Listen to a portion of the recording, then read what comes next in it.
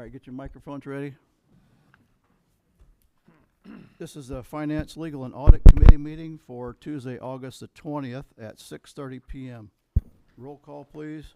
Marcier, Here. Delar, Here. Anderson, Here. Rolfs, Here. Miller, Here. Cahill, Here. Mensch, Bergery, Here. Mayor. Here. 8 present, 1 absent. Do we have any public comment? Okay, I see no public comment. Next is Juanita Muller and group to discuss the Opera House proposal. John, can you make sure the microphone? Yeah, we checked, it's on this Okay. time. It's on. I think before you speak, John, all the committee members did receive a enhanced picture of potential what the Opera House could be, what we dreamed it would be. It's very, very inspiring photo. It is. I received it a couple days ago from Juanita, and I was just blown away by it. I think, visually we can talk about the Opera House, we can talk about an old building, but then when you actually see what it can look like, what it could become, then it's a picture speaks 1,000 words, as I say. I'm speaking for the organization this evening. Most of us are here representing the organization this evening who've come together for this project. I've been involved with the Rolf House for 2 decades, restoring it. People are from the museum, the Mullers with their background in construction, and then private citizens who just want to see the building saved. We're a private group that would like to work with the city to take ownership of the building. That would take the risk off the city, and I think would resolve the biggest concern that you all have.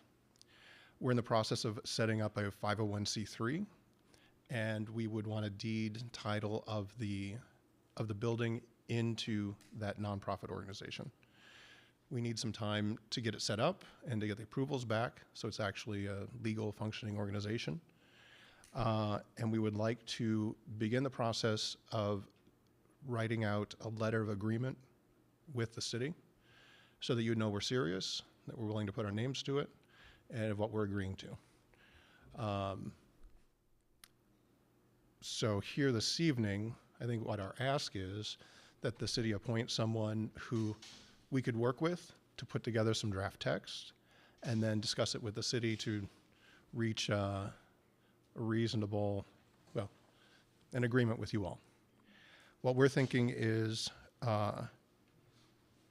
in exchange for taking on this risk and taking on this building, we would ask that the city commit some money to the stabilization of it, something in between the stabilization budgets that you've received so far and the demolition budget.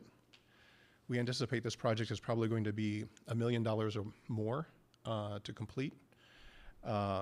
We are preparing to solicit grants, private donations, do public fundraising events, raise money, basically, for the remainder. We would like to see it in a not unreasonable amount of time become a building that is functioning for the community and that pays for itself, right? Ongoing bills could be paid. It's not something that we'd be coming back to the city and the town for 10, 20, 30 years asking for more money. It'd be about kind of like Rolf House, right? Rolf House needed some work done in the beginning, cost some money, but it reached a point where it became self-sufficient and it pays for itself. And that, I think, would be the goal with this building as well. There's some money that would go in the beginning, but it would become income producing and self-sustaining. We would like to see, while we're getting this 501c3 set up and once we get a letter signed, so you know we're all serious, we would like to see work proceed on the roof, if the city could proceed with work on the roof, because we want to see damage stop, right? More damage, stop. Get the water out of the building, stop water from running into the building. That's going to be the biggest, like if we can take that step, that is going to be one of the biggest positive steps that we can take in the meantime.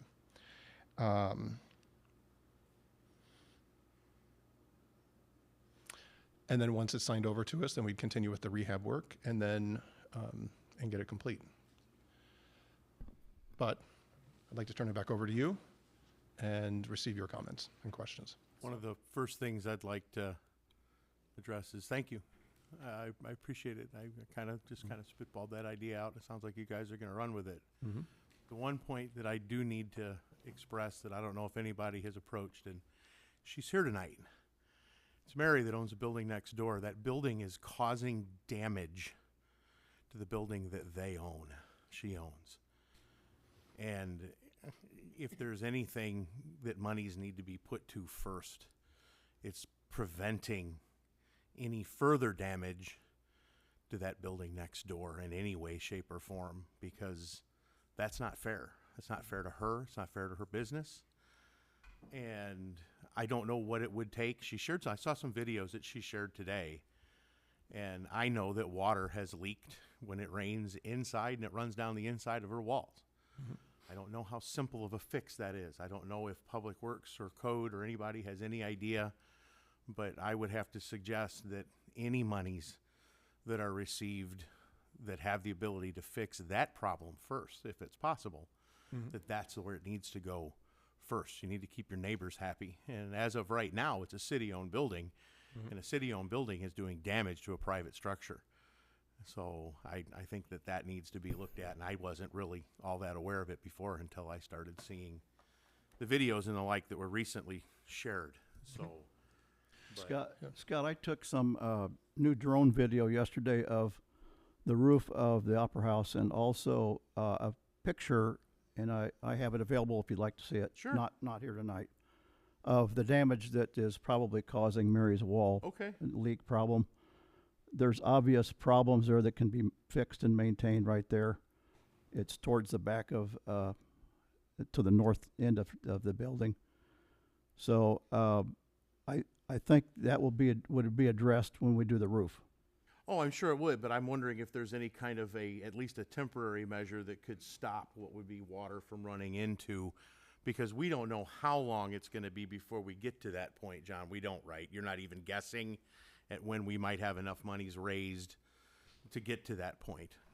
Or do you have a figure that you might be able to throw back at us that says, hey, this is what we have an anticipated timeline for? So, yeah, I think that would come out of discussions with the city over Okay. the next couple Sure. of weeks or so to map out something concrete. Mary, did you have something to say? I've actually had somebody from Highlands working on my roof, and it's not because of that roof is what's causing my damage.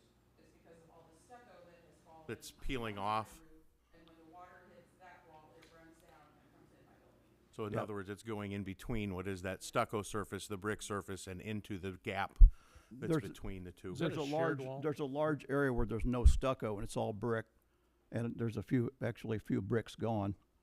That's there's probably a 20-foot wide piece of stucco. Or I'm just curious clear as if brick. something temporarily could be done.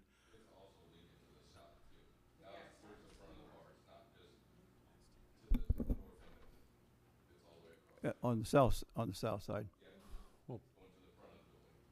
Probably it's something that would need to be done, and I would be in favor of doing this, is we probably need to have the rest of that report from Carlisle done, because that can probably address that too.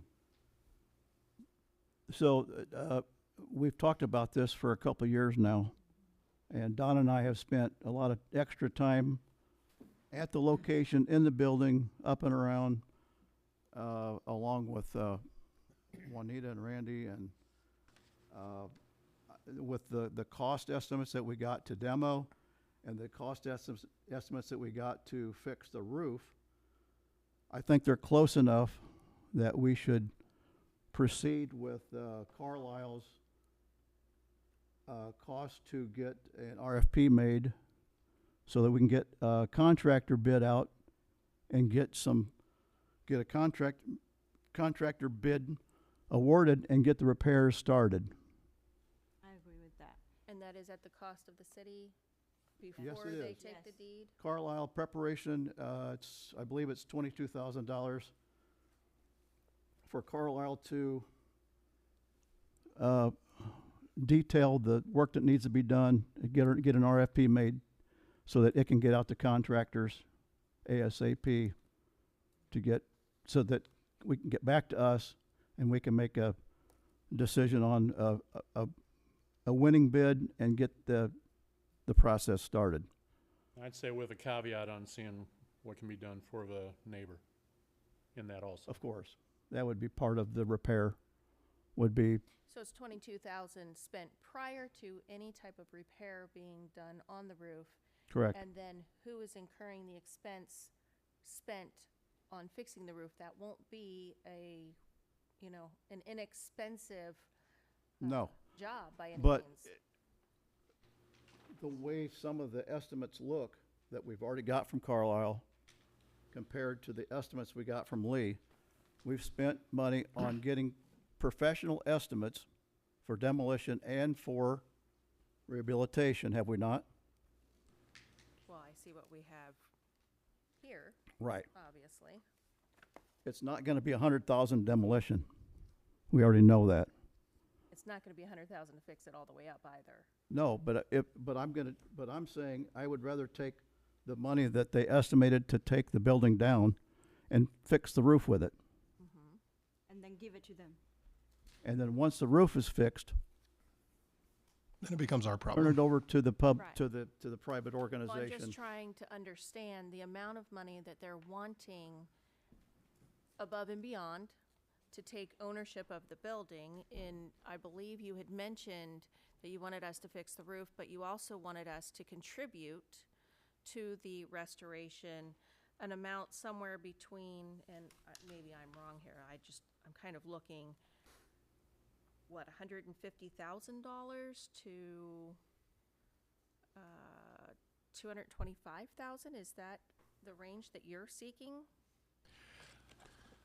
Somewhere, we were looking at the numbers that were discussed last week about stabilization and demolition, and so something in that range. So I can. give me an idea of the range. What was I don't want to speak for other people, or I don't want to speak for, I understood that the stabilization was 200,000 and change? You have those numbers in front of you, Benny, Yeah, from last week? the stabilization, getting the estimate, getting the RFP out, getting a contractor to do the work, getting the work done, the estimated was 224,000. Right.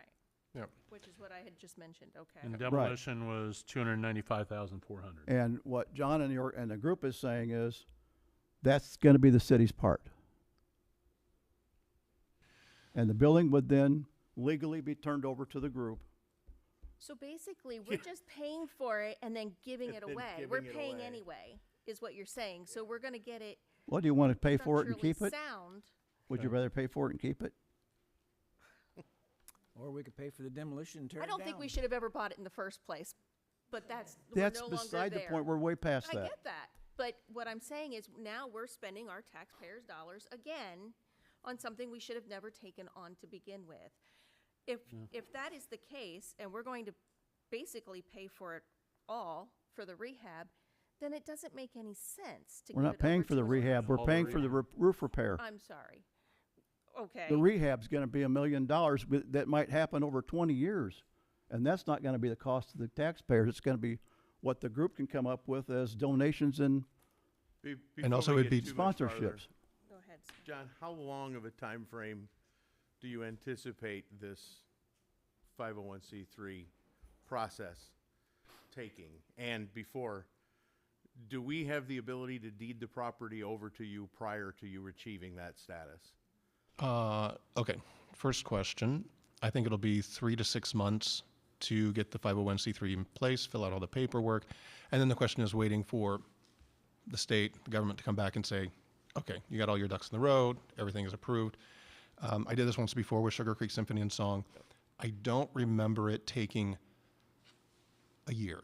I don't remember it thinking 6 or 8 months, like, oh my gosh, where is this, right? We're not talking about weeks or a couple of months. We're talking about No. probably half a year on the outset. It might be less than that. Depends we'll on have how a busy better- Secretary of State's office is when it comes to doing these. Yeah. But regardless, it's still going to be several months. Let's say several months. And we would have a better idea next week. We're meeting with our lawyer and some other, Do we as a city before that have the ability to deed that property over to you before you achieve that status? I don't think any of us individually would want to take that responsibility for that building. Well, that's kind of where we lie on this, at least. I agree with the fact, I'm glad that somebody's willing to at least step up and do that. But just like Jenny said, if you're looking to have us come back to you and hand you pretty much the same amount of money that we would be saving to secure the roof, why would we want to give the building up at that point in time? Because You it'll, can still work with us as as a group and a 501c3, raise all the money that you want, but now we're giving up the opportunity to potentially sell this building once done and potentially share in the profits to recoup the monies that the taxpayers have paid. If we give the building title deed over to you and agree to fix the roof, now we've given up the opportunity to reimburse the taxpayers. To where if we work with you after that point and still maintain ownership, we would then have the ability to sell that completed project. This is beautiful. I love this. But at the same time, the taxpayers still need to have their money back. And if we title deed it over after we pay for the roof, which people are planning on doing anyways, now we've given up that opportunity. So can you understand at least where I'm looking at it from a fiscal standpoint, from the taxpayer standpoint? I still want to see this happen if it can, but we're going to have a way in the end to potentially sell this beautiful building to somebody. And if it sells for a couple $1 million and all we want to get back is the monies that we've invested, because there's been money invested into this prior to this point. The monies that were forgiven when the original liens were forgiven, the monies that were paid for the 3 properties, the money that was paid for the original engineering study that said it should be demolished, the monies Scott. that have been paid for Scott. what should have been all of the asbestos abatement. These are taxpayer dollars that have already been spent. So that's just kind of the way I'm looking at it. Okay. So, and I hope I that don't think makes there was any lien forgiveness on this. I I think you're could getting be- another building mixed up. That's I the could be misinformed, but the again, one down by the regardless, Brown. But I'm just trying to go from, Yami, I'm going to let you go ahead and speak first. Yes. Sorry. So I think what Scott, we are not trying to understand is that the building is not functional once the roof is fixed, and because there are a lot other work that needs to be done in order for beyond this $200 some thousand. We're just getting it like to stop the damage. Correct. The building is not at the point that you're talking about the selling and all that. It's not going to be that attractive. No, I know right that. Right now, we're only talking about to get to the point that it's safe. It's some stage of that it's workable. So when you're talking about that, it's in another phase of it. So the city is putting into the money to stop the damage of it. And then for that money to put into, like, previously we were talking about demolition, right? So we're literally just putting that demolition money into to stabilize this building, and then we're giving that liability off the city so that the organization can work on it. If the building is stabilized, the liability is stabilized. So the point is they're looking, and I understand, we're looking at $250,000 of taxpayer money. And if we're going to pay that money out, that we have a choice right now of spending $250,000 to tear it down and be done with this project, or to spend $250,000 and secure it to the level that liability no longer exists. When we get to that point, we're at the same place that we were before we even offered to hand the building over. Now, what they're saying is, we'll be more than happy to take it. Of course anybody would be. Because we're putting the $250,000 into it at that point in time. I'm just looking at it from that standpoint of going, we'll still do this. We'll allow that group to work. We'll allow them to do anything they want to get to this point, and it saves the building. What they want is taken care of. But then at the same time, what we want for our taxpayers has the potential to be Scott, I think brought what you back. don't understand is that there is no individual will be able to take care of this building by themselves. You keep talking about like, if anybody wanted to take it, they can take it. But there is liability on this building, and then from my standpoint, that you're giving people the liability of it. Nobody is gonna, no individual is going to be able to do that because it's a group effort of it. If I ask you, Scott, will you be able to take care of it? I'm not, Yami, I'm not disagreeing with you. I'm just saying is what you're not looking at is the taxpayer dollars that could be recouped. By giving the whole building over to them after it's done, we lose the opportunity to sell that building at whatever point. If it's 20 years down the road and they finally achieve this goal, it could be sold and the taxpayers could retrieve their money again. That's all I'm saying. Okay, I'm just trying to go from last week. And I know it was mentioned that we'd be willing to put some money towards it. I know at first it was help paint the facade, but then I asked the question after that, would there be room to make other donations to it? And I believe you answered in the affirmative on that, Scott, right? I did. Okay. And I would still be willing to make an effort, a contribution towards it and I kind of did a figure in my head and discussed it, $100,000, because that's 20% roughly of what could be at the outset if all of these other numbers are pushed out, because I don't think it's going to cost $250,000. I think it's going to be closer to a half before we get done, because we don't have anything firm yet. We got. And that's where we are close on demolition too, though. But right? that's my point. 20%. We'll give the building over to them and give them 20%, and the city then they can have it all. Well, I mean, That's I think that's a process that we can decide later and have a vote, and the majority can rule on that. I think where we're at is getting back to it. The $22,000 from Carlisle would help establish what these costs are going to be Does it in have my to be eyes. Who Who else you got? I don't know.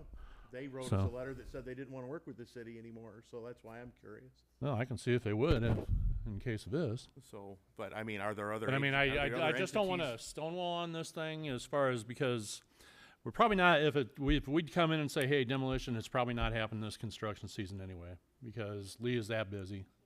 So we're probably not going to get to that point. So I think there's going to be a time frame that if these folks are willing to look into it and put the time and effort and the blood, sweat, and tears into it, I'd have no problem in giving them that time. Interesting question, Robinson. Are you guys eligible to work as our engineers and to give us any kind of an estimate on this, or is that outside your scope? We don't do structural engineering.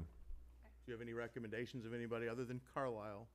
to We do maybe have give us a- structural engineers that we work with, yes. Huh? We do have some structural engineers that we work with. Because I'd like to see some competitive bids instead of just a blanket check issued to the same company. that- Okay, but I mean, that's going to involve time, right? Time is taxpayer dollars, John. So the longer that, if we immediately throw it Okay, out. and we okay, don't so take you're in the opportunity, you're in favor of the time that would be needed to get somebody here. I would hope Okay. that we'd be able to get something here within a short period of time instead of having to drag this out for 2 months. But again, I don't know. I don't know, based on the impression that I got from Carlisle personally, if that's our only option. So again, I think I'm Keith's saying that they have people that they've worked with. understood. That's It's just my going to point. take some time to do that. So, I mean, we got to understand that up front. Like I said, I think we've got a group that's willing to take this on. I know Benny and Don and myself and Scott went over there to Chatsworth, and you know, there's a whole different situation that can be looked at there that I don't want to cloud the, you know, muddy the waters with. But like I said, I think, like I said, this group has come forward, which is basically what, I mean, I know you started that, but what you asked for, and it seems like they've done that. And To a point. and I think that we can look into, you know, if they can I don't know how quick. I mean, I know you can't speak for your subs, but I'll reach out to John tomorrow morning and see what their availability okay, is. and I can if reach they're out to interested. Carlisle, and that could be competitive bids there. There are two members of the group, well, one that Well, we we got haven't. more. No, I'm talking about our group here, our council.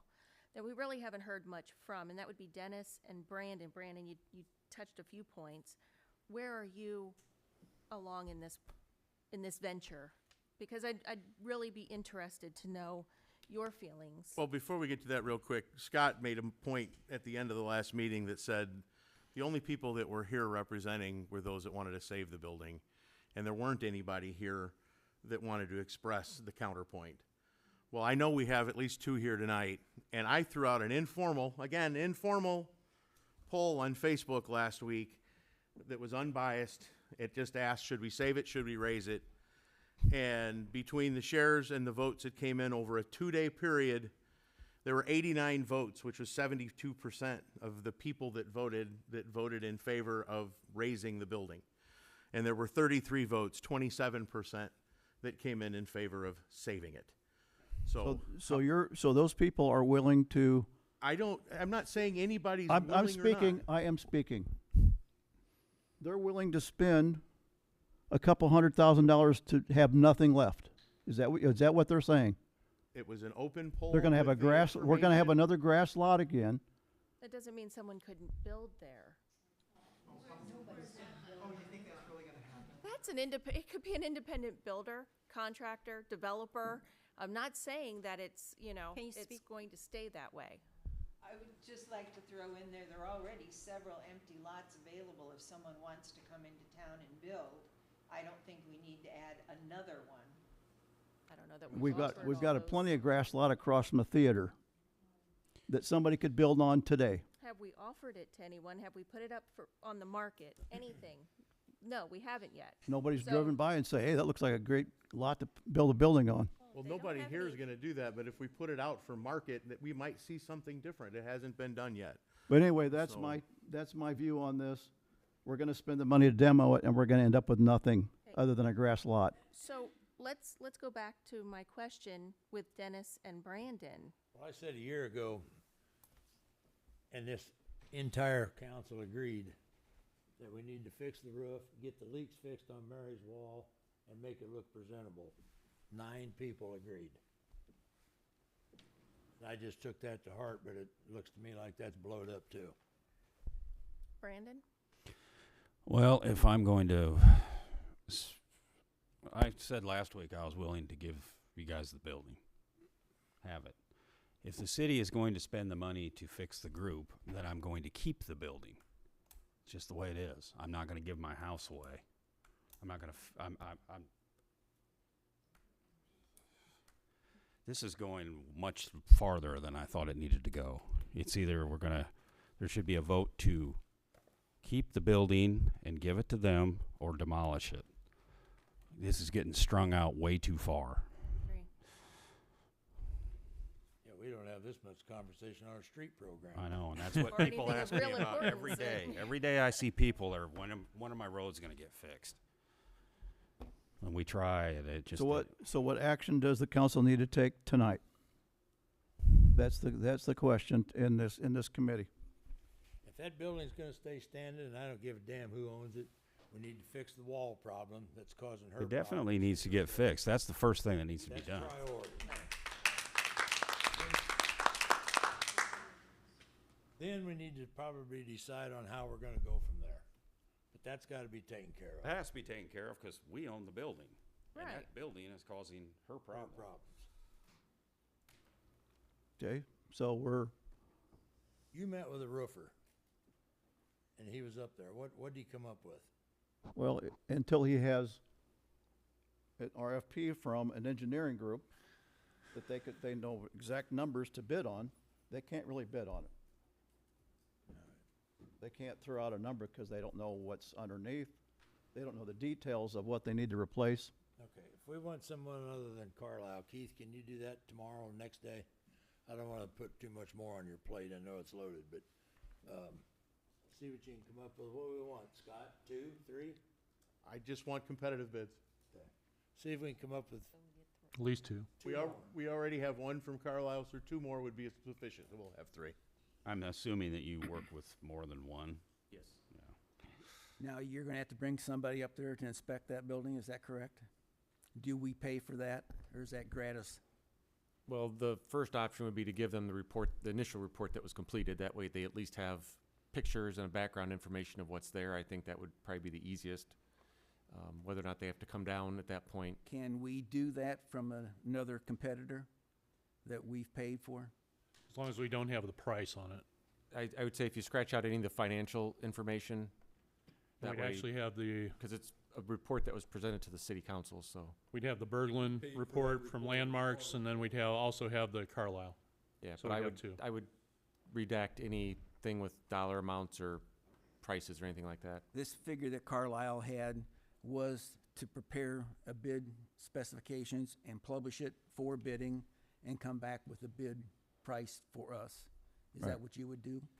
What I would do is I would look at getting that initial report, because I'd identified the different items that had to be fixed, rough scopes, and then I would get that with a couple different firms, and then, you know, ask them if they're, one, interested, and two, what their price would be to put an RFP out for that. Okay. A month ago, we had Mr. Carlisle here. He was telling us that's a strong building. We had somebody arguing that it's gonna fall down tomorrow. And that went on for half an hour or better. Have you looked at the building? Have any idea? Do you think it's a strong building, or are we in jeopardy of having a big lawsuit if it falls down tomorrow? We've been talking about this for 2 years, Don. It ain't gonna fall down tomorrow. Oh, let it go. It's, Okay. I've read part Now of the report from Carlisle, so I mean, The next I'd hate thing to- on this is fixing the roof and stuff, or tear it down. We tear it down, Lee's alone here is $295,000. That's not including repairing the wall and everything like that. So if we tear it down, we could have excess of $400,000 maybe. I believe maybe that- that's a little bit inflated, but I that believe could that be west what it wall has is. to be looked at too, with a common wall between the buildings. Because that's a Okay. floating And wall. the That's not next a thing shared wall, is, is it? you're making me lose my train of thought here. Sorry. Is that if we keep the building, we were discussing prevailing wage before. So anything we do on that building is going to be prevailing wage.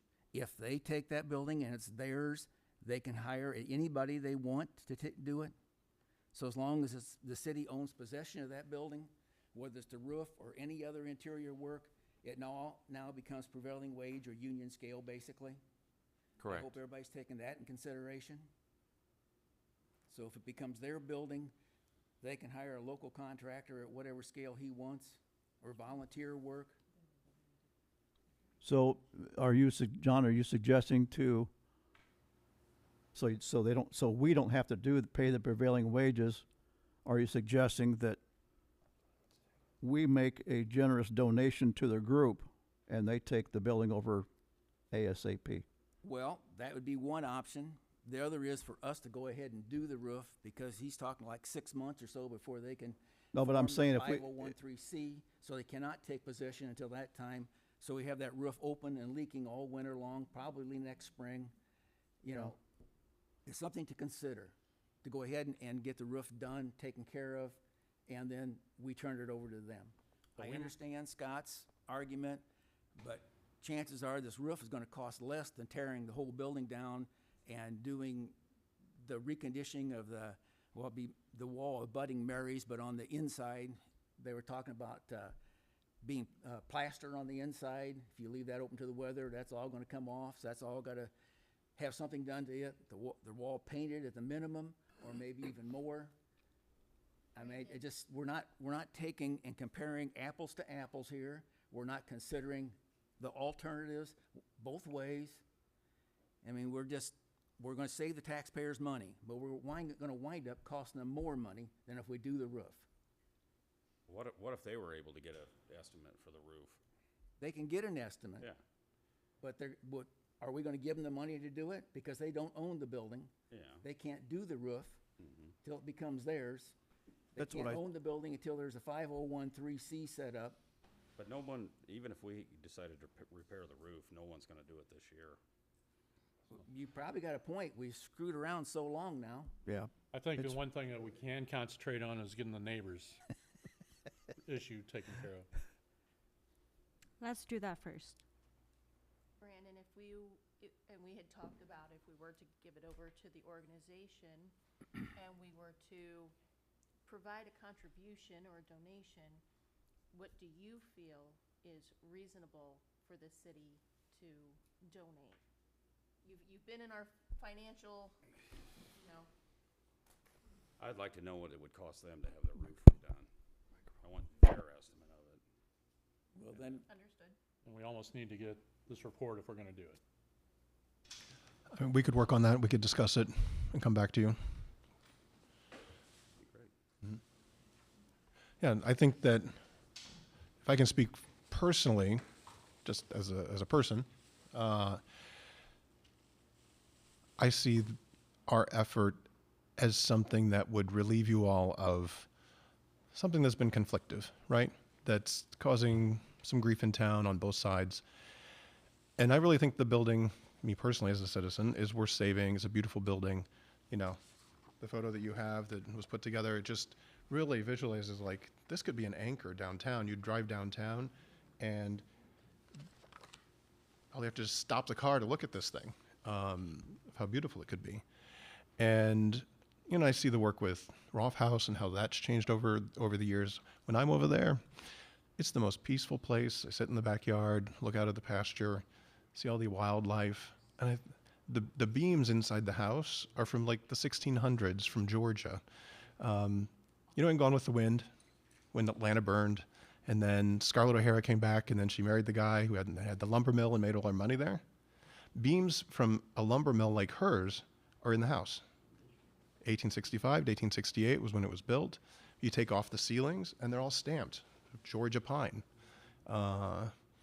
It's like living history being there. And this Stephen Brothers Opera House is the same thing. It's decaying, dying history, but it can be brought back to life. And the group, you know, we want to call ourselves Watsika Renewal, not just for this building, but other things that we could do in town. And we can do this, but we need your help. And I understand about the money in the city and the tax dollars. With a 501c3, we don't get anything. It'll be written in there. Any assets, like if the organization ever dissolves, board members, nobody in the organization gets the assets. They have to be sold and then the money donated.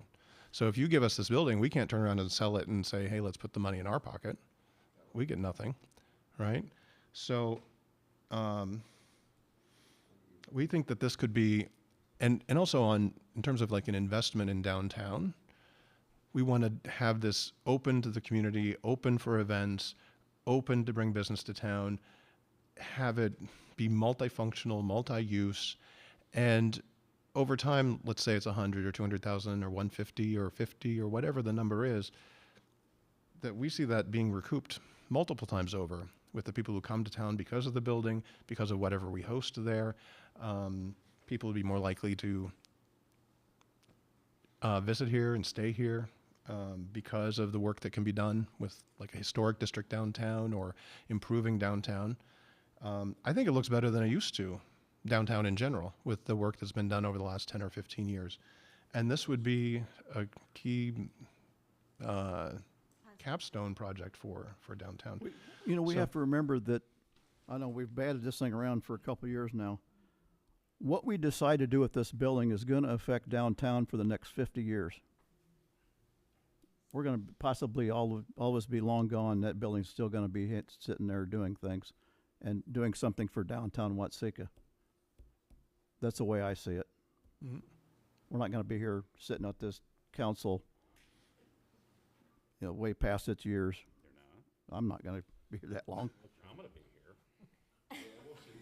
But that, So what action do we need to take so today? the action we're taking, have decided we're going to get, Keith's going to help us out. Try to with, get one or two more bids. get some bids for getting some RFPs together, so we can get bids out to contractors, so we can get a hard number on the roof repair. And at that John's point, gonna move forward with the group to bring us more information on, Yeah, we'll Time discuss frames, getting a potential. quote on our own. Yep. See what that looks like. Sure. And then we'd like to work with somebody from the city to put together a letter of agreement, because we are willing to sign something saying we're committing to this, so you can have faith in us. More than faith, you'd have our John Hancocks saying that we're putting our names on the line for it. So if there'd be somebody we could work with. Benny or Don, you've invested probably the most time on this. Yeah. Okay, Why don't both of them do it? Okay. all right, so we have, Thank you. Want to be asked? thanks, John. Thank you, John. All right, anything else from the committee for the group No, as a whole? Keith, how long do you think for you to get a pricing to us or estimates or? well, these are I'll- subs. He probably has no idea. I'll do you? get with Kathy and get that initial report, just had the summary of the building, and then I'll reach out to a couple of different firms tomorrow and just start tracking them Send me a down. text. I probably have digital copies of the Berglund and the Carlisle report. Okay. Yeah, like I said, I don't need his RFP. I'm just more interested in the initial report. Right, That would at right, least with give the them a- pictures, and the standard, Berglund will have yes. that too. That's who Yep. Landmarks Illinois brought over. And that was a pro bono, so.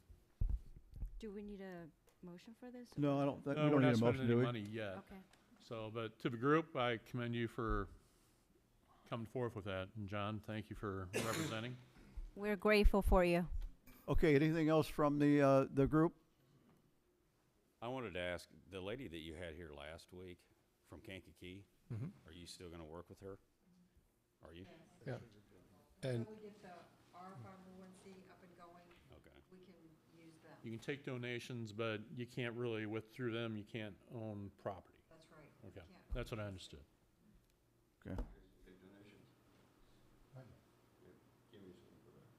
Okay, anything else from the group?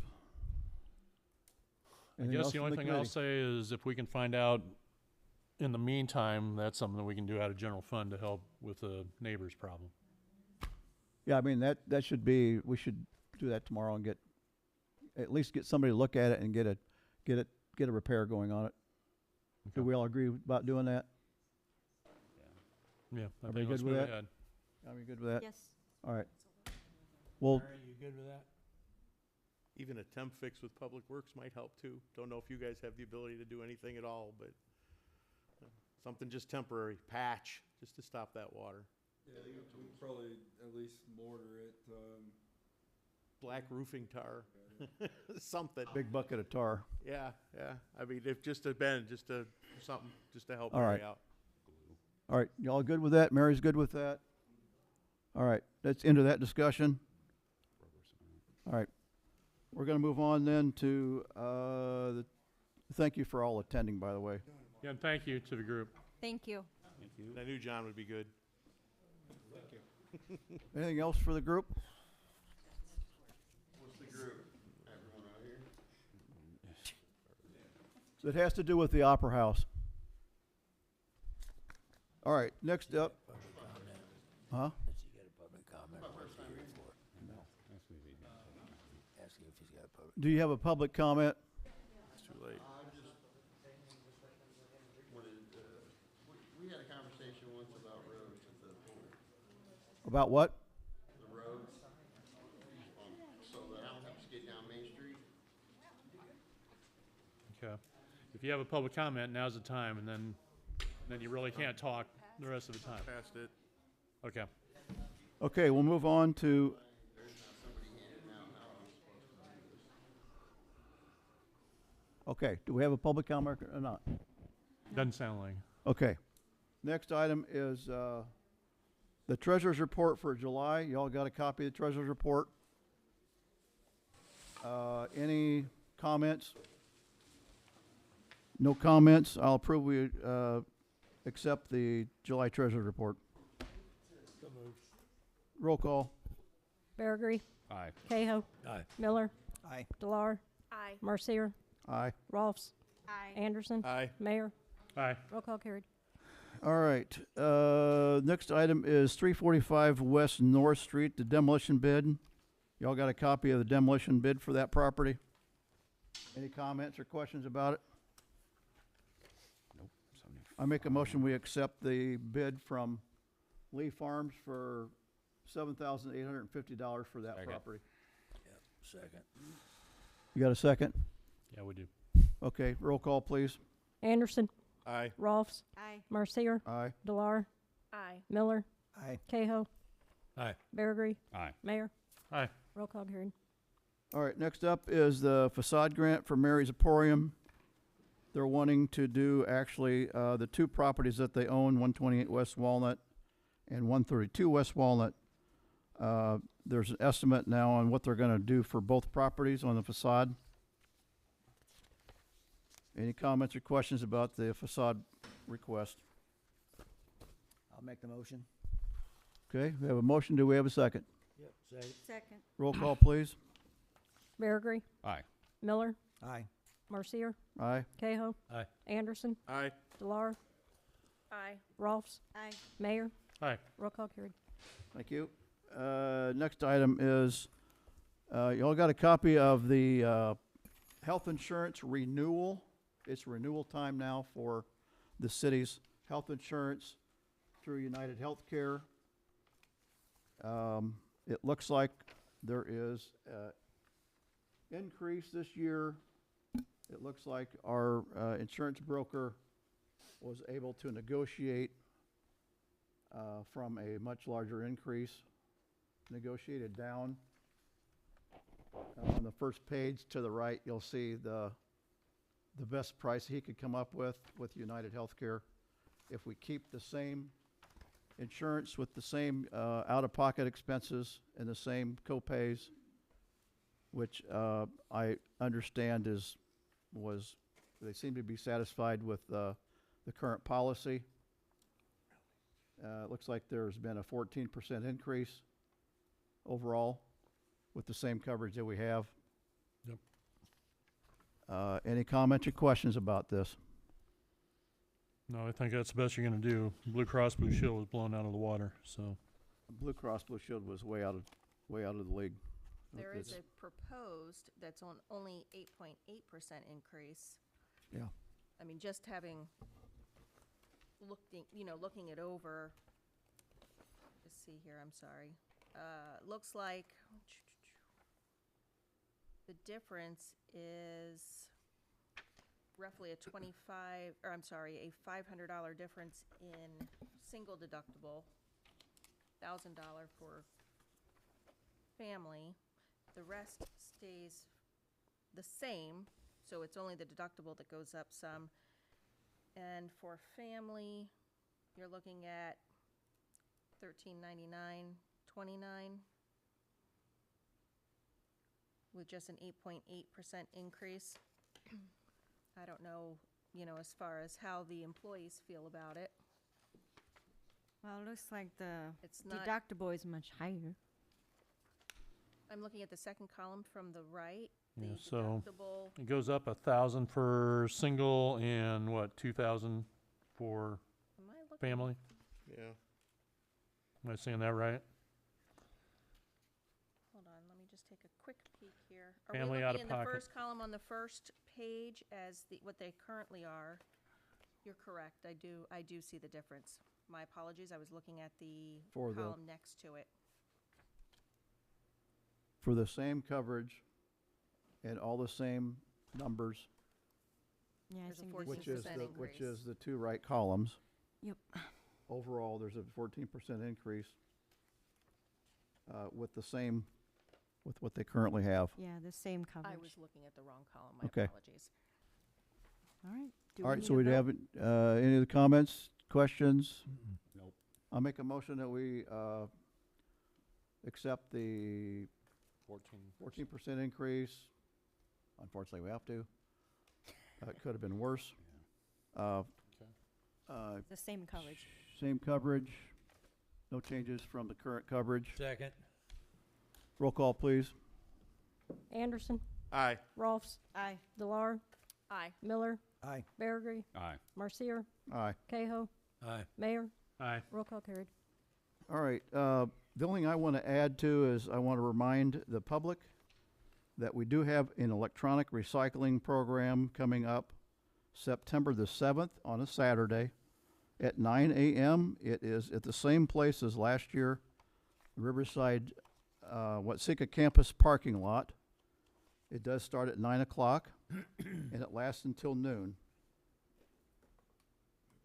So I wanted to remind the public because it's a lot of people like it. You said that Or was the the city will Riverside be- location? What's that? I'm sorry, the Riverside location, or River? Riverside, parking lot camp, Watsika campus. Can the city send a message on like Yes, Facebook? we can do it on our, we've done that in the past on our website, Okay. webpage and, Thank you. news release, I guess. Give me a little flyer or something printed up, what's allowed, what's not allowed. Glad you asked, because I forgot to say it. People can go to their website, blhcomputers.com, for the accepted and non-accepted items. blhcomputers.com. You think you can get on Snipping Tool and maybe see if you are able to and post that with ours also? Do they have a QR code that you can just put on our website then? Be better, yeah. Good. I don't know. There's a QR code, we'll include that. Okay, anything else for the Finance, Legal, and Audit Committee? Nope. Not with me. And I make a motion, we adjourn. All in favor? Aye. Aye. Did we finish everything on that agenda? We're moving, Transfers, there's police Budget chief, audit. hiring process, there's quite a few things on my agenda that I'm just making Okay. sure that before we officially adjourn that we covered. the, Because we accepted this agenda, so. okay, the, Under health insurance renewal is the police chief hiring process? yes, that's gonna be moved to, the next public safety meeting next month. Okay, okay. I just didn't, I'm sorry, I should have mentioned that, that's even though it was okay. on the agenda, I'm I just should have making sure, mentioned because that. we approved an agenda, so. Okay. No, I'm sorry, I should have mentioned that we moved it to the public safety meeting next month. Sure. It's more appropriate to be on that meeting than, Budget audits, financial discussion, there were yes. none. Do you have any? No, I think you already called for that, and I know we don't have any. Okay. So, and then it Hey, just says transfers. transfers. Do we have any transfers? I have no transfers. Okay, then we're good. Just making Sorry. sure. We're all set. I'll say. Adjourn. Yes, adjourn. All in favor? Aye. Ready, Kathy? Yeah. The 7:20, I'll call the August Public Works Water Wastewater meeting to order. If Thanks, you would, Eric. Please. Cahill, Here. Mensch, Baragry, Here. Miller, Here. Delar, Here. Marcier, Here. Rolfs, Here. Anderson, Here. Mayor. Here. 8 present, 1 absent. Public comment. Mark?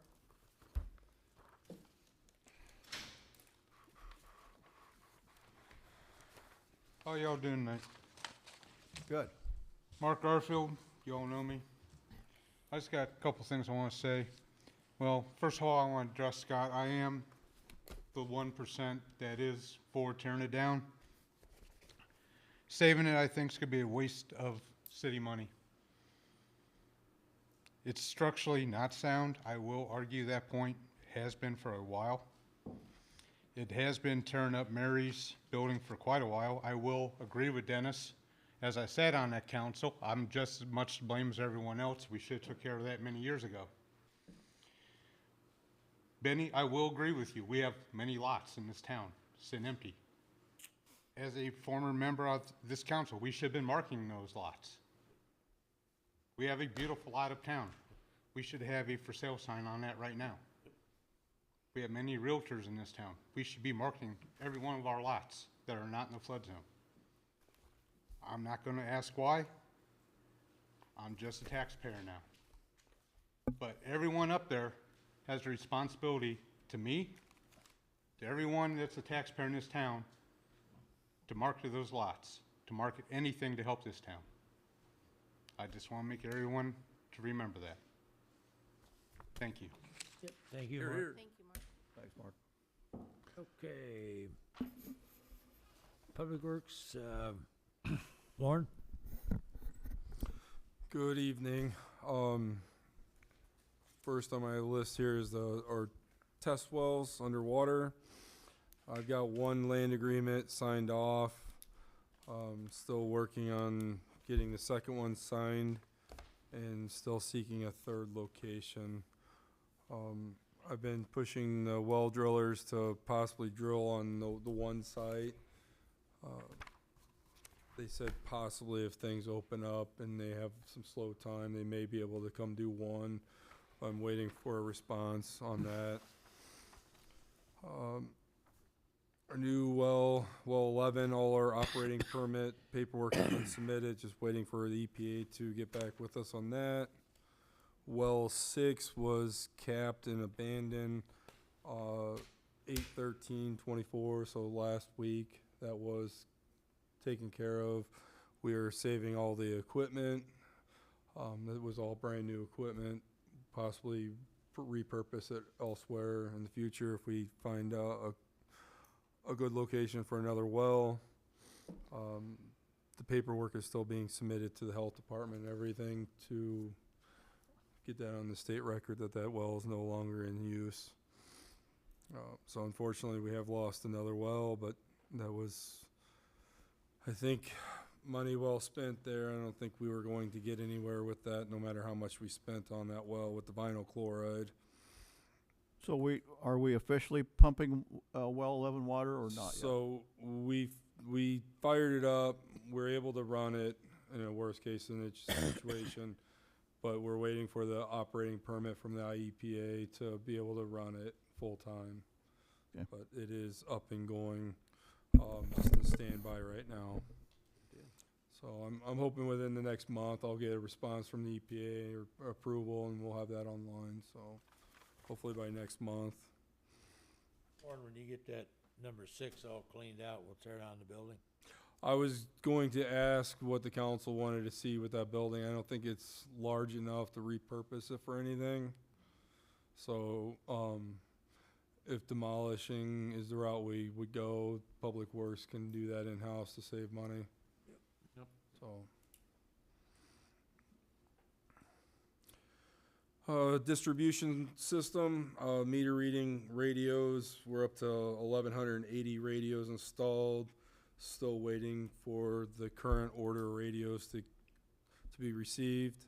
Can I ask you just a quick question on that? I'm assuming that these are the installations on the old style meters that still have an analog read system on the outside. These are upgrades to the pucks that you just have to drive by to get a reading for. Is that when you say the radio installation? I've been meaning to ask it for a while, but I'm just curious. So the city had already invested in upgrading to a census meter with just a puck that you put the reading device up against. So it didn't have an analog. The old Badger meters the city had prior had an analog And there are still remote some of read those on that the outside. exist.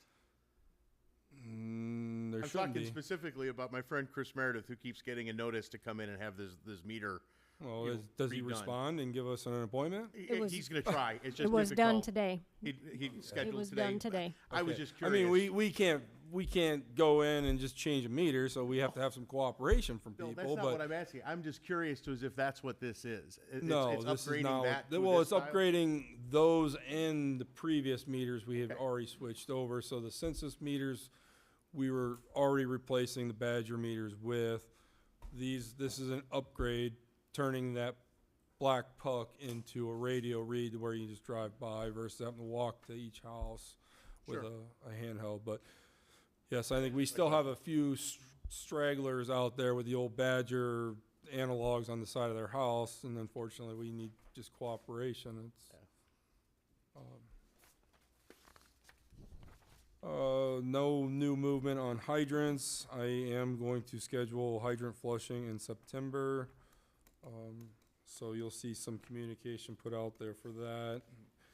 Residents will see some discolored water during the hydrant flushing period, but it's nothing that shouldn't clear up with a few minutes of running their hose spigot. North Street water main extension is still here on my list because we're still waiting for the asphalt and concrete repairs to be completed. That did go out to IDOT last week. It went to them a couple of weeks ago, so we're hoping every Thursday they publish their bulletin. So that was on me. I thought it went to IDOT about a week or so before it did. It did not. So we will have a special meeting next month to get that approved. But we're hoping Thursday that's on the IDOT bulletin, and then Is it 11-day letting? It's 11-day letting, so they'll put it on 2 Thursdays, and then the next Tuesday meeting, we'll be able to have a special meeting to get that awarded. Okay. And we do have the railroad permit. Kathy's getting a check cut, or that was for the Locust Street, but we already have permit for this, right? For the road improvements?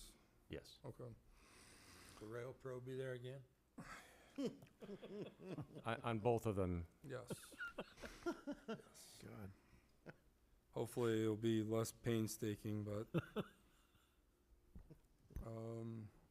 lead service line inventory, still continuing to update that. We've got a list of potholing we need to do once things slow down with construction. Public Works will be out hydro excavating service lines to identify what type of material it is outside the home. And this is another IEPA requirement. Do we need to get the public, send a note out again to reply to this We'll lead service probably, line? well, we sent out three surveys trying to get response. Unfortunately, we didn't get a huge response from individuals.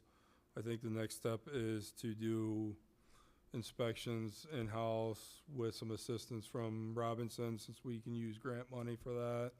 But we're gonna do the hydro excavating because it's a huge dollar amount that would burn up our grant pretty quickly. I would think that the people that are complaining about some of their water, that they would want to have that checked, if they have a lead service line or not. It is, yes, again, you need cooperation from the residents on some of these things, so. Yep. The Grant Street water main extension on Elm, still no grant. I think, well, we got 2 more years on that, so. there is a chance that by the end of the year, funding might become available. That's usually when the EPA starts seeing projects drop off that are not going to be constructed this fiscal year. So there is still a chance for it this fiscal year, so we're still waiting to see. 1 water main break this month over on 801 West Franklin Street on a 4-inch water main. That's about it for the distribution system. Next on my item, or my list here, is wastewater treatment plant. The non-potable pump that had failed, I was able to get full warranty on this. Still waiting for the repairs to be completed. We received a $2,000 check from the U of I last month for the SARS-CoV testing that we've been participating with. So they received a grant, and they're rolling those funds over to all the treatment plants that are participating. So we'll receive $2,000 annually as long as we're in this program. So it's kind of a nice little bonus. It doesn't really cost us any time or effort. It's a matter of collecting samples when we're already collecting other samples. So that funds went in our wastewater. Next here, sanitary and storm sewers. The drainage project along Walnut, as you guys all know, TP&W is pretty difficult to work with. That's why we purchased the grinder. So as time allows, we'll be back over there doing some ditch clearing. We won't need TP&W's permission. So the battle axe. While we're talking about that, I'll skip ahead a little bit. We did receive that from McCullough's in the last couple weeks. Just by chance, the Village of Bradley reached out to me because they've been looking at the same type of attachment and found out we'd just purchased one. So we demoed it for the Village of Bradley last week. So I think that's says a lot for the city, as you know, being progressive and being able to demo some of our equipment for these larger towns. And they were pretty impressed with it, and looked like they were going to move forward with a purchase as well. To the Locust Brown Street project, that was awarded. I think we've got the railroad permit.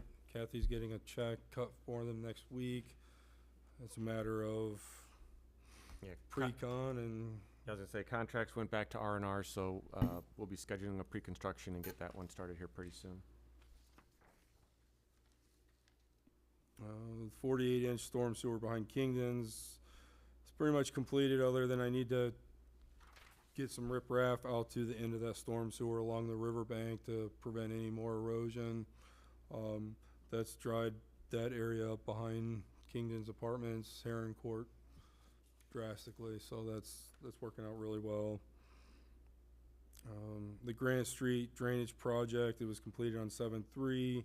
We started the site restoration today. We'll probably have a couple more days of dirt removal, then some seeding, but we were able to repurpose some of that dirt for the county's moored project, so it worked out pretty well.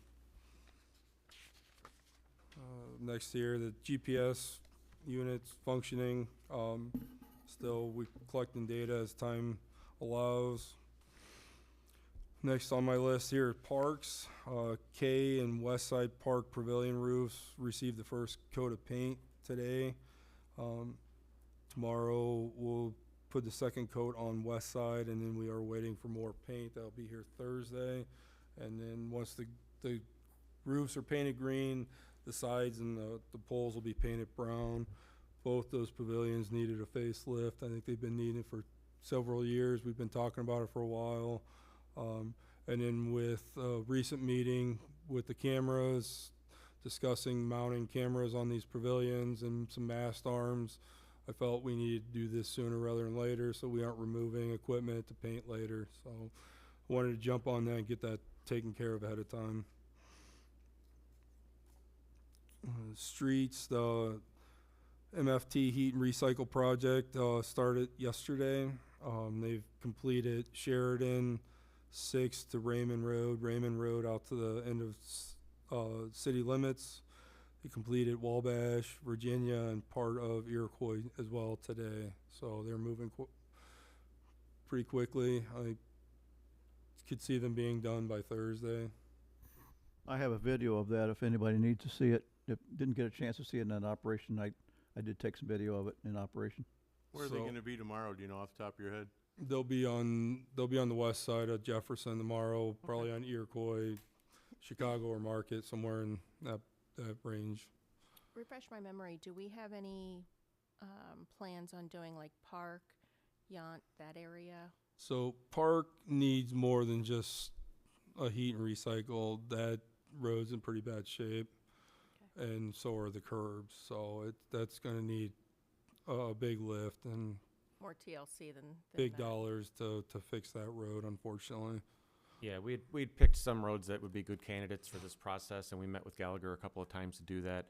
There is still a chip seal with a fog coat that needs to be completed, so there is some additional work. I've reached out to them to find out when that will be scheduled, so once I hear, I can let you guys know.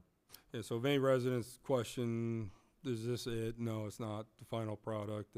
You're just in the heat and recycle mode, and then we Yep. still have the chip and fog coat yet. Yep. Okay, that was a question that was asked. Yeah. Coming in on Raymond Road and going through West Side, and that's a lot smoother ride now. Yeah, it's going to preserve those roads. I mean, and we're seeing, I think, a third or a quarter of the cost of a mill and overlay. So Absolutely. Martin Avenue extension, still waiting for scheduling there. No updates on my end. Do you have any updates as far as scheduling? No, just that some of the long lead items have been approved for shop drawing release, so they are working on securing equipment. The spray patch machine, once we got past the MFT roads, we've been out throughout most of the town, catching the major potholes, trying to correct some of the stuff. That thing will continue to run this summer. I mean, we're trying to get the big stuff, and then we're going to go back to do some road corrections with it. The only thing I've got to ask is, do you have, and I know you guys are down numbers, but the gravel that's left behind for guys that ride motorcycles?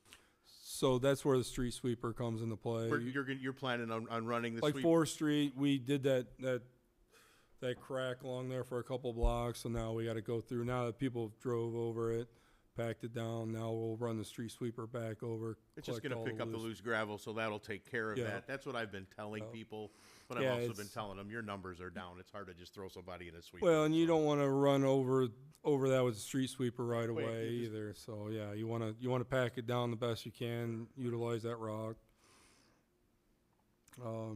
Seems like it's working real well. I was gonna say I've gotten good feedback from many people. There was a little bit of a learning curve when you first started, but I think you guys have worked into it now to where you Well- guys are doing a really good job with it.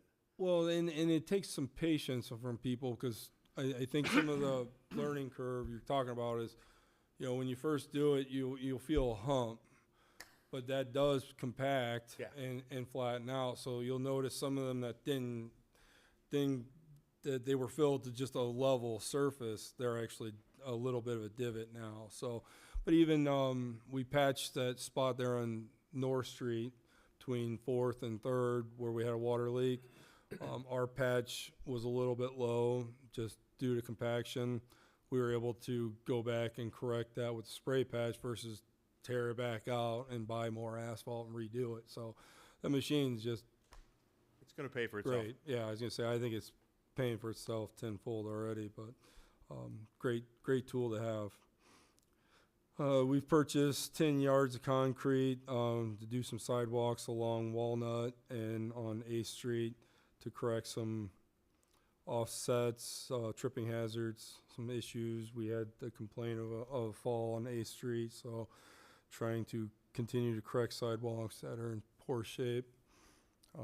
We recently pulled one on 2nd Street that will be removing a tree before we replace the sidewalk, so we don't do this every other year. So I want to stress trees that are being planted in right-of-ways. I really feel that we have to push residents to get away from that and then have a setback away from sidewalks when they're planting trees a certain distance. I mean, I feel like we spend a lot of money correcting sidewalks and infrastructure now from trees that were planted 30, 40 years ago, so. Didn't we plant trees isn't that on 7th Street, when we redid that small section of road? That was before my time. Yeah, we did too. Okay, and that was when your predecessor Yeah. must have been there, okay. But, I mean, some people don't like my outlook on the trees, but I'm the one that deals with the infrastructure and the underground, and I see the cause and effect with them. So, I mean, I love trees, I get it, we need trees, but there's a correct place for them, so. Understood. In case any residents come to you complaining that I want to remove their tree, that's an explanation. There's probably an issue going on with that tree. We'll replace them with bushes. Not a good idea either. You Just- can't see because of traffic. Just a Yeah, I joke. was gonna say, that's been an issue with stop signs and other things, so, yeah. We have purchased 36 tons of asphalt for, patching, for the MFT project and, several other areas that were large spots. Yeah, so that's been, again, a little bit of an issue getting asphalt. IPC's plant, as we all know, didn't open until I think almost June. And since they've opened back up, I think they've had 2 or 3 breakdowns since. And they are making a sand mix for the state that we can't use. So it's just, it's difficult getting asphalt. It's almost like pulling teeth, and it's not IPC's fault. It's things out of their control or, working with the state. So that, again, that spray patch machine, if we didn't have that, we would be so far behind on potholes. It'd be ridiculous. On the staffing. Wait, Ron, Oh, before you go. move on. When you were talking about K and North there, Keith, South Fifth is included on Yeah, that. That is sorry, cor- yeah, yes, yeah. that's included, yes. Okay. Yeah. Wanted to make sure. Staffing, we're down 3 employees, including the one that's on FMLA. This month, we did hire 2 employees. We were lucky and got 2 good applicants that I feel are gonna work out really well.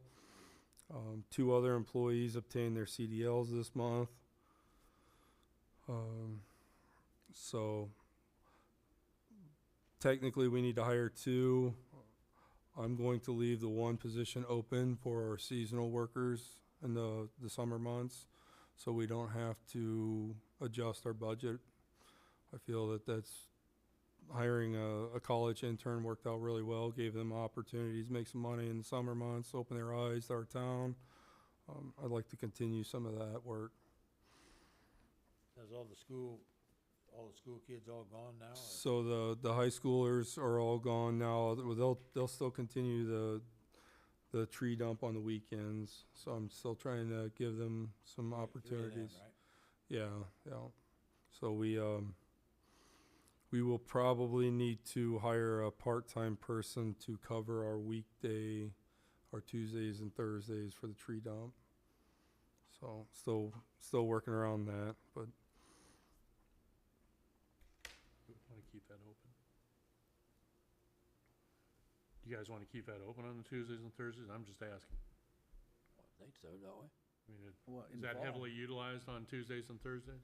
I don't think it's as utilized different parts of the year. I feel coming in the fall, you'll probably see more use there. Okay. So, Or, do you think we ought to get rid of some of them millings out there? we've been trying to utilize them where we can, when we can. I've had people approach me from outside of town. If the council's okay with giving them away to people that are outside of the city where we don't have to worry about our own ordinance.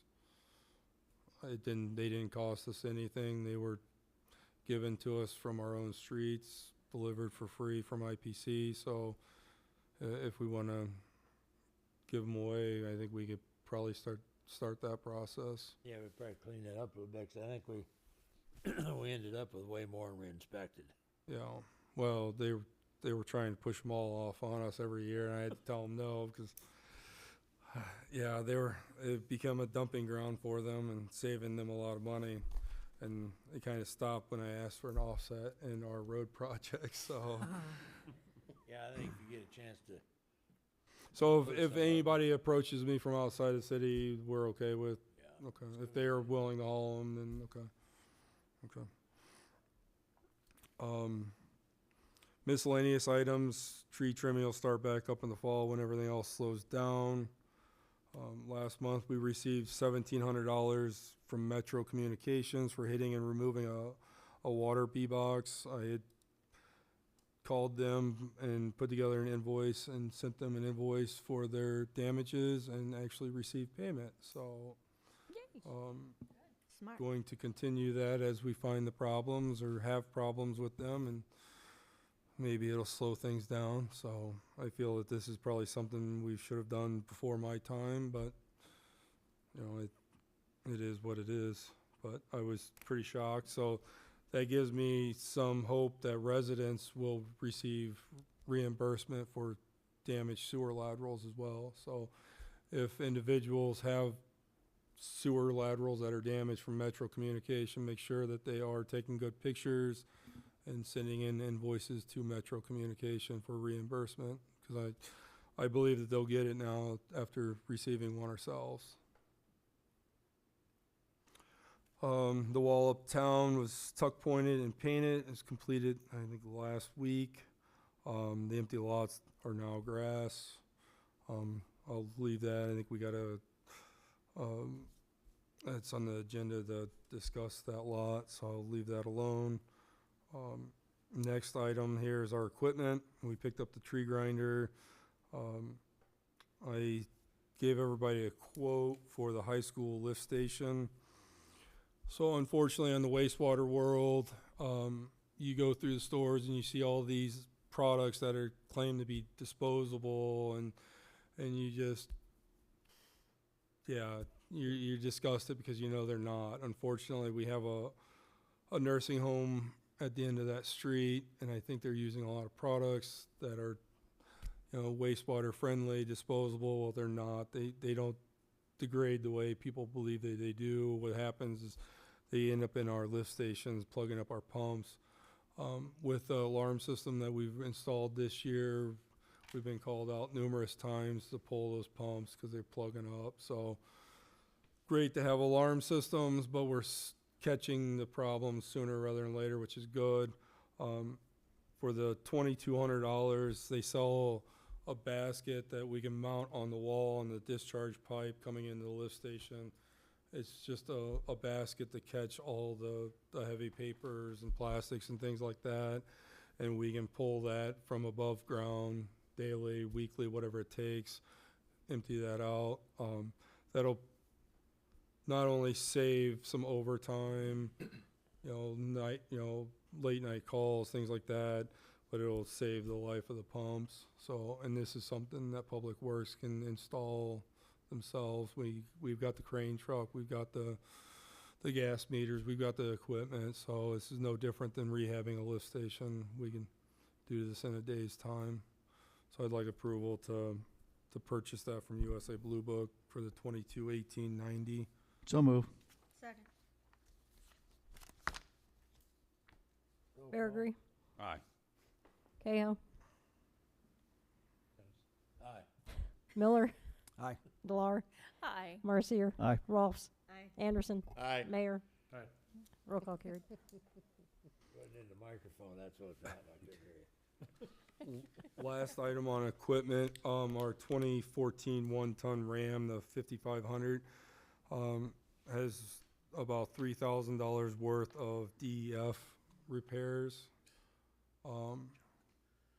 So unfortunately, with all our new emissions, the DEF systems are always a continued nightmare. We can remove that DEF system for about the same cost. I would like the approval to just move forward with the alternative repairs. So, You wanna fix it or delete it? delete it. Now, if we delete that, can we still trade that in? Yeah, I think so. I don't see why not. We would just keep all the stock stuff. If you had to, you just turn all the stock stuff over to them. Okay, the only reason I was asking is I know on a semi, if you delete it, you can't trade it in.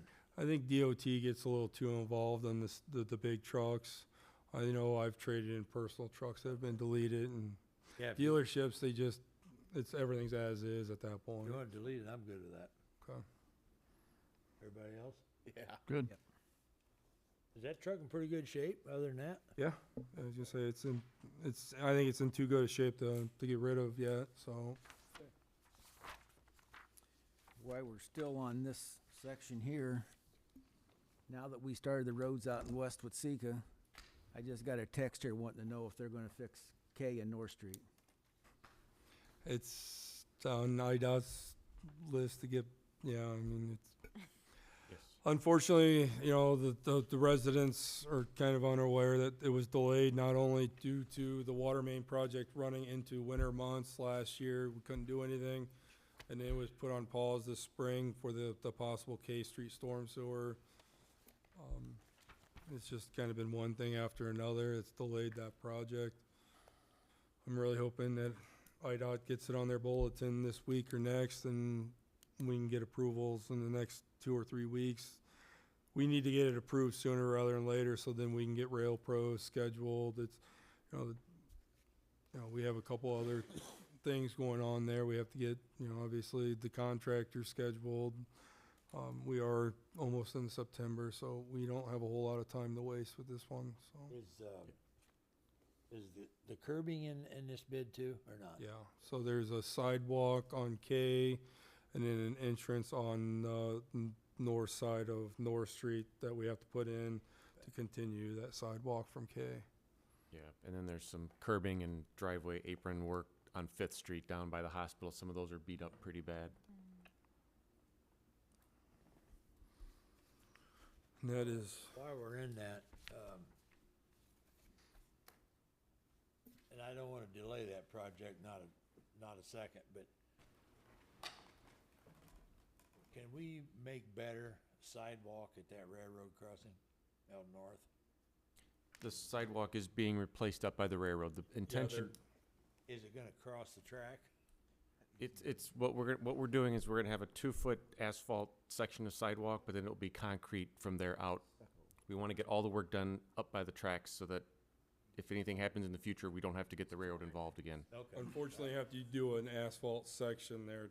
Just at the for forming, tracks. because their crossing is concrete, and we have to have some kind of transition in there, otherwise we wouldn't be able to get our forms in there. It's also a railroad requirement. They want asphalt up there, so you're not hammering out concrete in the future and damaging their crossing. Yep, okay, yeah, that's fine. Okay, Number 5. let's see, number 5, yeah. Belmont and. Was you done with everything, Lauren? Yeah, I'm done, yep. Okay, number 5 then, Belmont Area Road Project. So last month, we discussed our TIF 3 monies, trying to figure out what we need to do with this. That expired last year. We're running out of time. We can create projects and use that money up until the end of this year.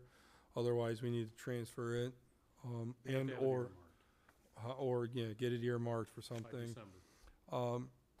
You know, I've talked to several people with the Martin Avenue extension. I think anybody that's drove that section of Martin Avenue, the existing section, it's deteriorated. I mean, what is it, 15, 20 years old now? It's getting to the end of its life. If not, it's already there. With that extension, we're gonna see a lot more traffic through there, bus traffic.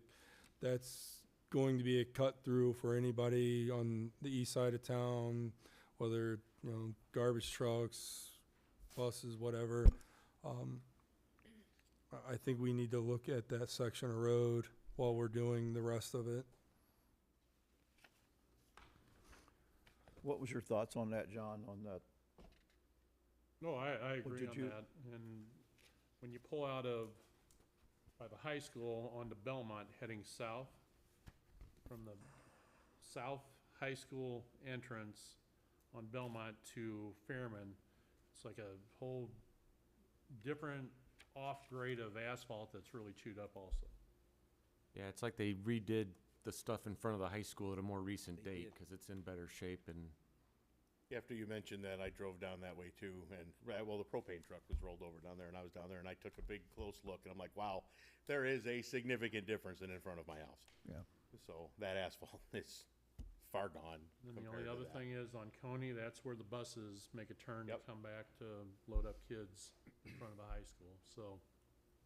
Do we need to do something with TIF 3 or 4? Is that what you're? Oh, yeah, we need to We do gotta something with earmark that the money. those funds there. We have, I think, $1.1 million sitting in TIF 3. There might be another, what, 75,000 or something, because we collect up. Yeah, I was gonna say, Well, we you're at- collect up until the end of the year. Yeah, right now we have just, $1,043,000 in there. We The discussed that it Joe- could be used for infrastructure as well, correct? It can be used, so we discussed that last month. It can be Yeah. used for infrastructure. We don't have to spend all that on road work. We can look at the rest of our infrastructure to see what we need to replace. That was the intent of today, to bring that. I mean, do you have Yeah, I something that think you're we thinking of? discussed. I just know that there were areas that we needed to update. I wasn't sure if they would be in between those TIFs, the TIF area where we So could with, utilize it. with water and sewer, since they're intertwined, they can be outside the TIF district to use. So it's a little different than the road projects, to my Okay. understanding, so, because you have to have that infrastructure to convey the sewage and water from one to the other, so, So we could use it further yeah. into areas that might need it more desperately than just. So that's why we were able to use some of that TIF money for the Locust Street project. Some of that TIF district heads over towards Locust Street and down to the Mulberry lift station. So you can use the TIF funds because that sewer does go down to the Locust Street project. At what, level is that underneath?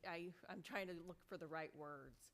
As far as the infrastructure between Belmont and down Fairman and over to, what you just said. Well, Keith, I'm I sorry. believe that Focus. we already ran an 8-inch water main looping that to the hospital, Right. but we did not go north in front of the high school.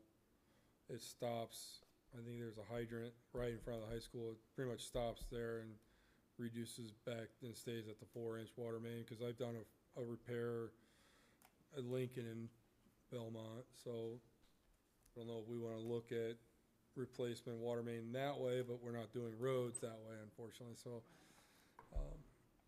yeah, these are just things that if we want, we need to look hard at and, start putting together a project sooner rather than later.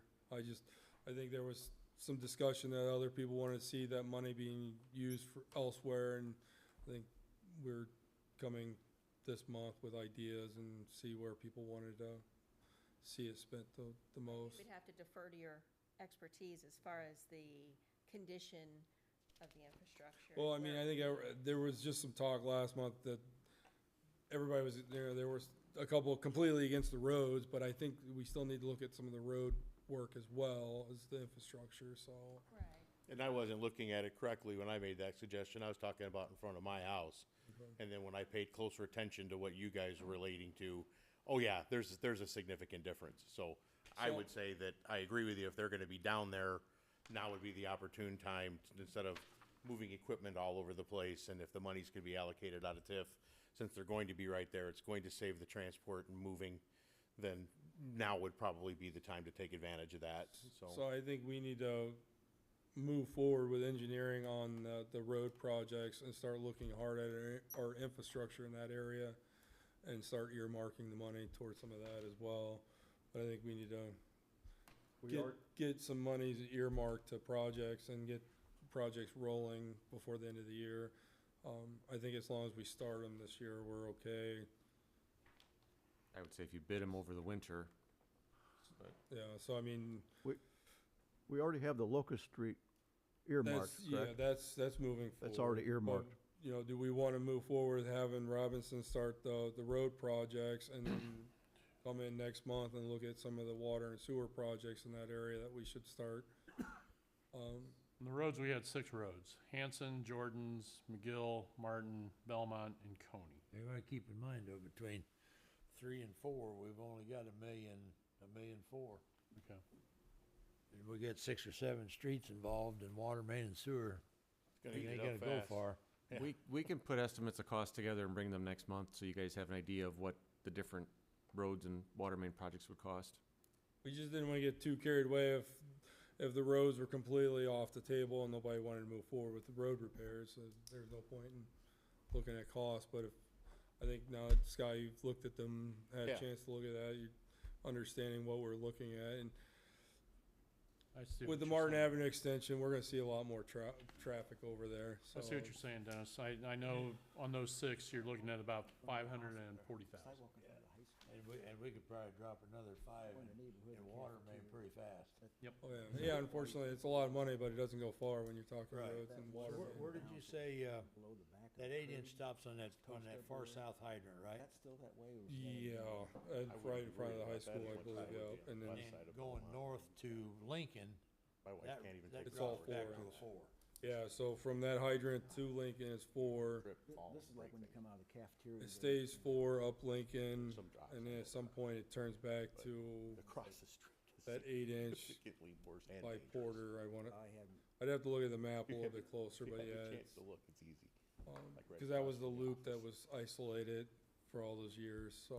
So then, the 8-inch in front of the high school going south to Fairman, across Fairman, up north, or up South 4th to Jackson is all 8-inch main now, right? I believe Okay. so. So that 8-inch, we should extend that, or should we, from the hydrant north to Lincoln?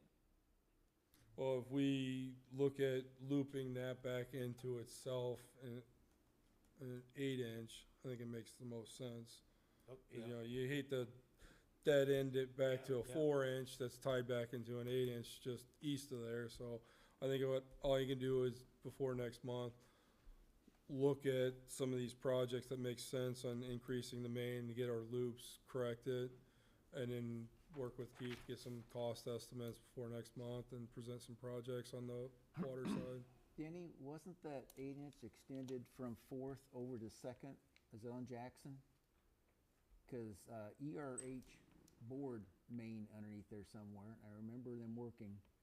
It's probably been 10 years or better ago now, but it seemed like they ran that. Yeah, it could've been. That's a 6? That's a 6 inch. Okay. They couldn't do the 8 inch because of the boring. Okay. But they went from 4th Street to Second with it.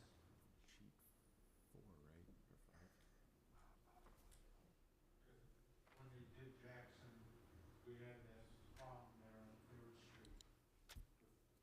Belmont, 8-inch, And Fairman. remember this, we had that big discussion on the pipe size, we had to drop it down No, on the board.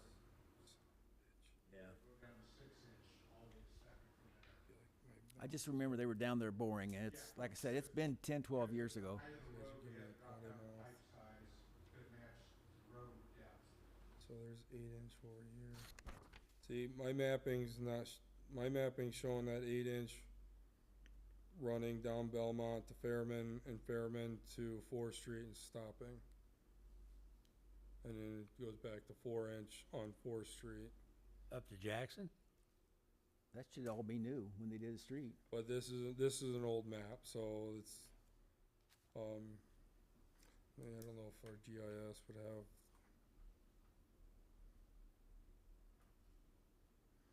I was looking at our old PDF map.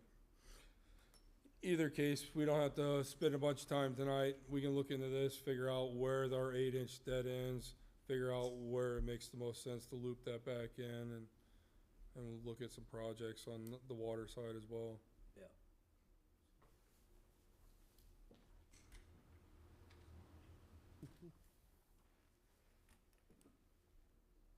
Okay, any more on that? Yeah, I mean, was there any other ideas, and anybody want to see anything else take place with the TIF funds? Just want to make sure everybody's satisfied with projects that we're trying to move forward with, so.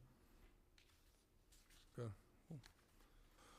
We'll get some cost estimates put together for next month and try to get this money earmarked.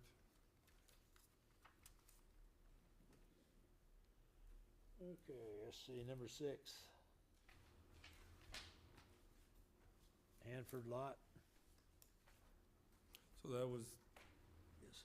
discussion last month, whether we do a meeting on site, or I think we decided to have one here to discuss next moves, and it sounds like some people with this last meeting would like to see some for sale signs put on these vacant lots and market them for development. So I mean, it's either way. Public Works, we got the concrete wall, concrete removed, we got it back to grass, at least we got the lot cleaned up, that wall's painted. I think the area looks 100% better, maybe a little more marketable if that's what you're wanting to do, so. Does it take a motion to have us put these out for sale? Because if so, I will make said motion. And not just a Hanford lot, any of the lots that are viable, owned by the city, that could be potentially sold. So if that's what it takes, I'll make that motion. I mean, just don't include all the other lots, just a Hanford lot. You're talking about every lot we got.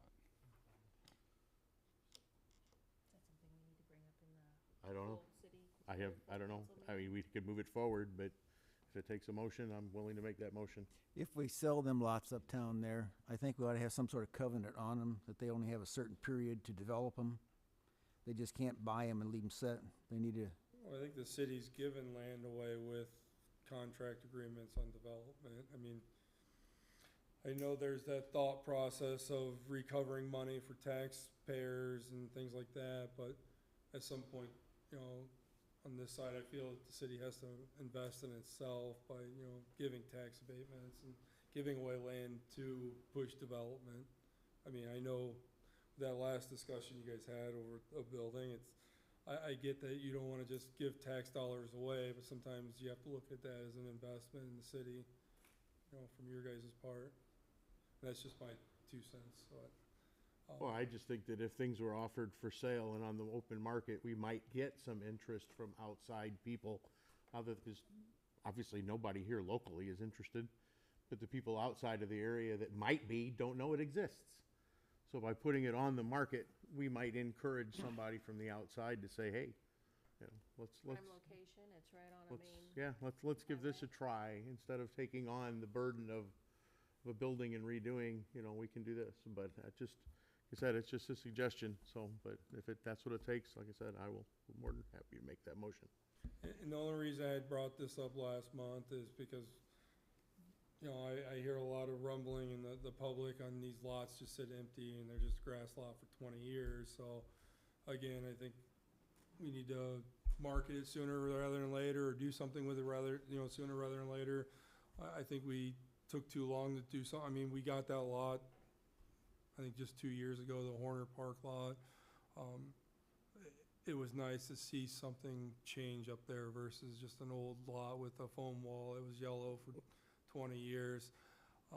And that wasn't really a prime location for construction. So, I mean, I think that made sense. But I guess on the public works side, we've done our part. I just would like to see something Do we need an emotion sooner. for it? Something happen. Well, there's a motion on the floor to put it up for sale. Second. I just didn't know what other thoughts were for the empty lot up there that's, I've heard people ask if we're gonna put parking up there. I've heard people ask about parks. I've heard, you know, there's 1,000 different opinions. I just hate to see it sit vacant for 20 years and nobody put a thought into what we should be doing with it, you know, now. Well, it might be of interest, you know, if we were to sell it off, that we could recoup, again, tax monies instead of another park or. And then we wouldn't have to have you maintain it. Oh, yeah, and I'm all for less mowing, that's for sure. Do you guys, you know, and me, this is just me asking questions, do you guys see development happening without a request for, you know, tax abatement? I feel like a lot of development that's happened in the last 10, 15 years. Well, I look at needed that as, assistance.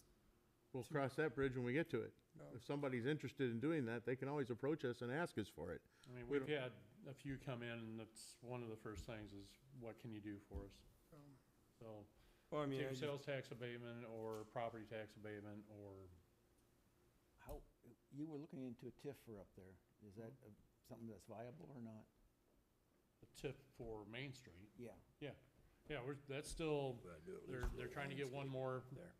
TIF studied over here by the Burkotts and all that. Might So be a I figure we Still- bring it still all at can. one. you can Might be a still handful. put What are we landscaping up talking there and about? still put it up Sure. for development. Yeah, I mean, some things could be done. I don't know, Do- that's why. And just not get too involved, and then it could be tore out. But I mean, a to- motion can just be Yeah, they to could move at least forward on a, landscape a little not a bit. decision, but to move forward on action. So, Uh, that's why I threw it out there. if somebody does build up there, we've already decided, our ordinances say no pole buildings. Right. No metal, no pole buildings between the tracks and Fifth Street. So whoever does that, which I can't say would develop that because we have a lot of empty businesses uptown. So I can't really see new building structurally. Think of the money they'd have to sink into these older buildings just to get them, True?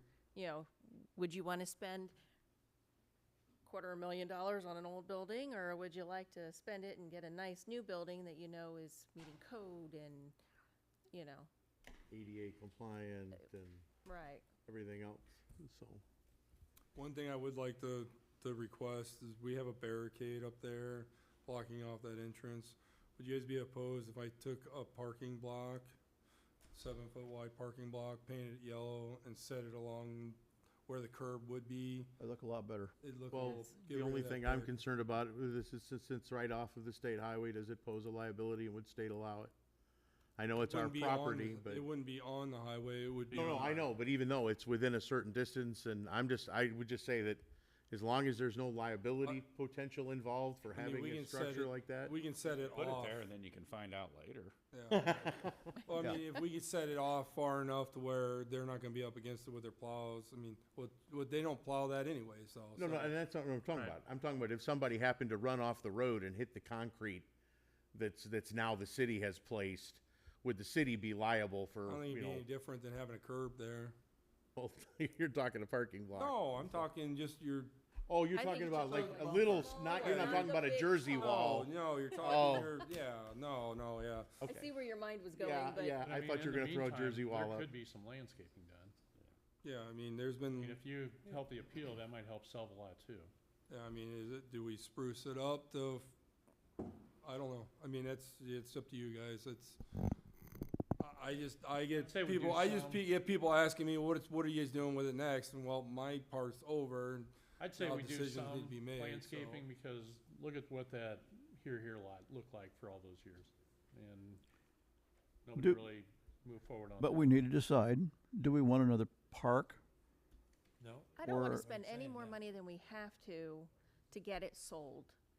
You know, I mean, make it marketable. We've got the grass there. It looks 110 times better than it did. I think that's marketable. I think, you know, Sell it. instead of putting Sell it. more money into it, let's, Make that, See what we make can that do. a test project to see if we have marketable lots. Maybe not list all of them. Pick that one. Mow it, keep it Start it. nice and pretty, level with just the mowing, no more money, well, there's no more anything else. multiple lots there, so. Well, but That's why we The need to change parcel the as a name whole. of it. why I think what, it needs to Brandon? have its own name. The Hanford Park. Should just be the section the city owns between Fourth and Well, yeah, Fifth. do you advertise the multiple lots? Do you market it multiple lots for sale, or? I think you almost have to. Yeah, I guess. Yeah. it sounds like what Kathy just said, that might be a good question for Joe. Okay. Okay, we'll ask Joe and then we'll, And again, it makes no difference to me. I just get a lot of questions, and what are you guys doing next? What's next? Yeah. What's next? Yeah. I don't know, so. Well, we can always ask all the brain trusts on Facebook. They'll come up with something. just to piggyback onto that, They vote to sell. last month, we talked about going ahead and getting an appraiser. The entity that has an interest over